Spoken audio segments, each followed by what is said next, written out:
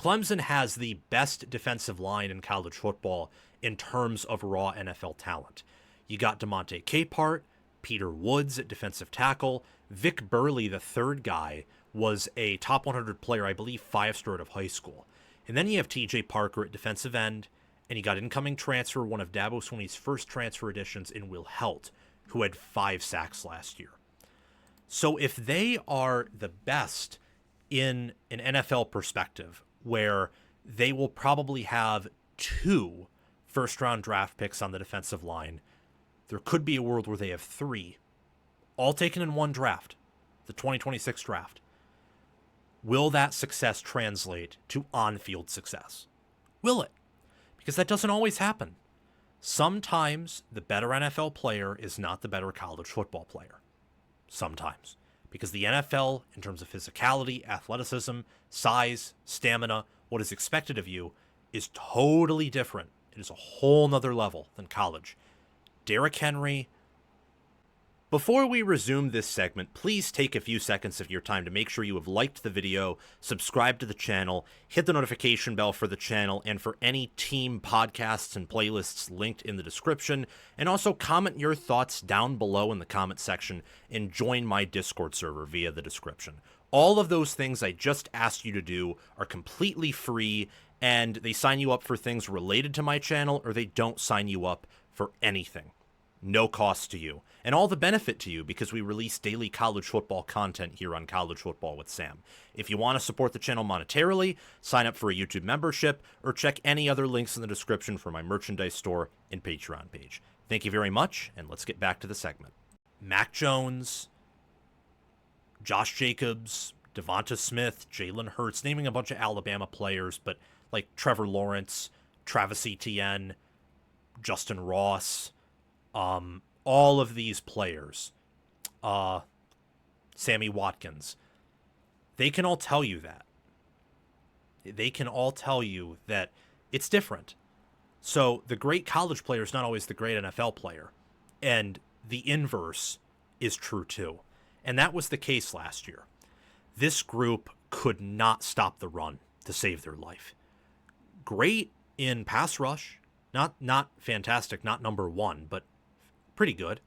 Awesome. Like, not Ole Miss caliber, not Ohio State at the end of the year caliber, not Michigan caliber, but fantastic. But in run blocking, or run defense, run blocking on the defensive side, it was bad. It was an unmitigated disaster what Wes Goodwin did on the defensive side of the ball in 2024.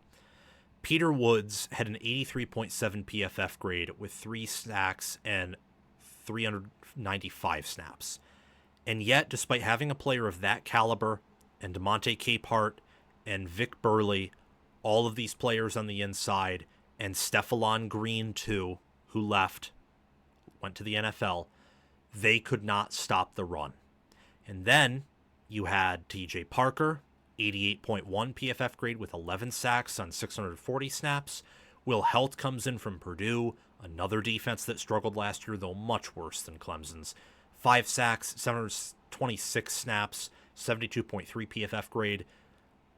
They had phenomenal defensive ends, and they also could not stop the run. They had great linebackers too, like Barrett Carter, for example, last year. Very talented linebacker. And he went off to the NFL, and he is having success right now. And a lot of it was scheme, but part of me also wonders how much of it was the talent. Because sometimes things don't translate from, NFL talent to on-field college success. Some of that's due to scheme, some of it's the coordinator's fault, some of it's the player's fault. I'm very curious, much like the Alabama offensive line, which was very inconsistent last year and has been every year since 2020, despite all the talent they have NFL-wise on it. Curious to see if the Clemson defensive line is the exact same way this year. They were that way last year. To a lesser degree, they were that way in 2023. And similar with 2022. Feels like ever since Venables left, the defense has not been the same. There was a noticeable drop-off from 21 to 22. From 22 to 23, there wasn't really a drop-off, but it still wasn't quite a Venables defense. And then last year, the door swung open. Everyone saw the ugly mess, the stank, the grossness, the sludge in the house. Everyone saw that. It was gross. The clutter, the hoarding, and you have to clear it all out. And they brought in Tom Allen. How quickly can Tom Allen fix this defense? And if he does fix it, does the talent gel completely together and you go from a bad rushing defense and just a good pass rush to an elite pass rush and a near elite, potentially elite run defense? We'll have to see. I like the talent this unit has. I think Peter Woods is the best defensive tackle in America, and TJ Parker's a top 5 defensive end, and I love the depth they have. So there's a chance of that. Clemson's plus 110 in ACC odds for a reason. A lot of it's the talent they bring back on both sides of the ball, especially the defensive line. I look at week 1 against LSU. Clemson's defensive line in run defense, and especially in pass rush and pass defense, should eat that LSU offensive line alive for breakfast. They should eat them. That should be, if you are a Clemson fan, you should expect that to be a double-digit win. Not going to say a splattering because LSU is pretty good, but you should expect a win there. In large part because of your defensive line, and also your offensive line is experienced in a way that LSU's just isn't. Troy should be a pretty easy win. Georgia Tech on the road week 3 will be tough, and Georgia Tech's offensive line is really good, probably better than LSU's, but on talent alone, you should expect to win that trench battle. Syracuse, same thing. North Carolina week 6, same thing. Boston College week 7, same thing. Duke week 8, same. Or SMU week 8, even though they have some good players in the line. Same thing with Duke week 10. They have some good players in the O-line. Love Matt Craycraft, but you should still win and own in the trenches. Florida State, similar. Louisville, similar. Furman, similar. And then South Carolina. I mean, if fundamentals, and Tom Allen stressed this, like when he got to Clemson, it was clear that he thought the fundamentals were bad based on what he has said to the public and to reporters. Like, we got to get back to fundamentals and tackling, and we got to have a new energy here. If Clemson had that last year, they beat South Carolina, maybe would have beaten Louisville, and they probably play Texas closer, maybe even outright upset them on the road. So if you're a Clemson fan with the emphasis on defensive fundamentals and all you return on the team, especially on the defensive line, and the fact that the D-line was probably the area most held back by the scheme last season on defense, you should be excited and you should be pumped up for what Clemson has to offer this year.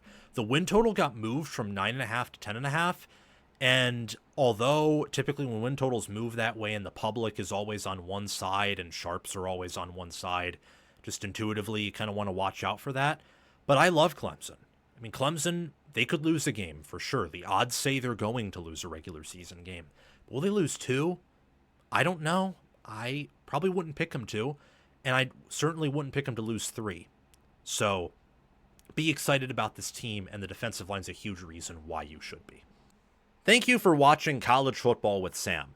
Make sure that you've liked the video, subscribed to the channel, hit the notification bell for the channel and team playlists and podcasts in the description, join the free Discord server where we talk college football 24/7, and have commented your thoughts down below. Check out the description for any ways you can support the channel monetarily. Everything else I've asked you to do is completely free, and your support means the world to me.